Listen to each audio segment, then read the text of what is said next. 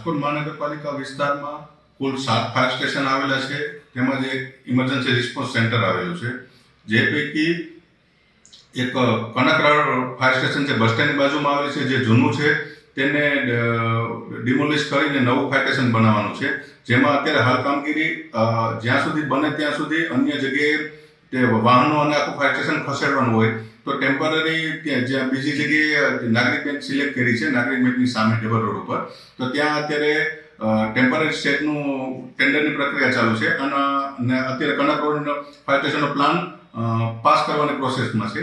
બીજું છે બેડીપરા fire station, જે પણ જૂનું છે, એની સ્ટ્રક્ચરની ને એના રિપોર્ટિંગનું જે તે લગત સિટી એન્જિનિયર દ્વારા ચાલુ છે. ત્રીજું કટારિયા ચોકડી આગળ કાળાવાડ રોડ, ત્યાં એક આપણે નવું ફાયર સ્ટેશન બનાવીએ છીએ.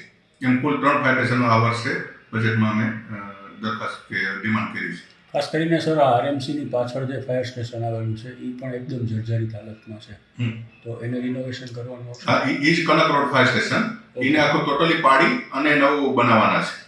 ઓકે, કેટલો સમય અંદાજે લગશે આ બધી? એમાં આખું બાંધકામનું સિટી એન્જિનિયર દ્વારા કરવામાં આવતું હોય. સર, પણ અત્યારે મારી જાણ મુજબ, કારણ કે અમે ડે ટુ ડે મળતા હોય, જેમાં એને એ બનાવવા માટે અત્યારે જે હયાત ફાયર સ્ટેશન છે એને વાહનોના આ વિસ્તારમાં પહોંચી શકે એટલે નિયરેસ્ટ કોઈ બી અમે ઓપન જગ્યા ગોતી અને ત્યાં ટેમ્પરરી શેડ ઊભા કરીને જ્યાં સુધી વર્ષ 1.5 વર્ષ જેટલો સમય લાગતો હોય તો ત્યાં સુધી ત્યાં શિફ્ટ કરશું. એટલે એનું પણ જે સ્ટ્રક્ચરનું એ લોકો આપણે સિટી એન્જિનિયર દ્વારા ટેન્ડરની પ્રક્રિયા કરવામાં આવે છે.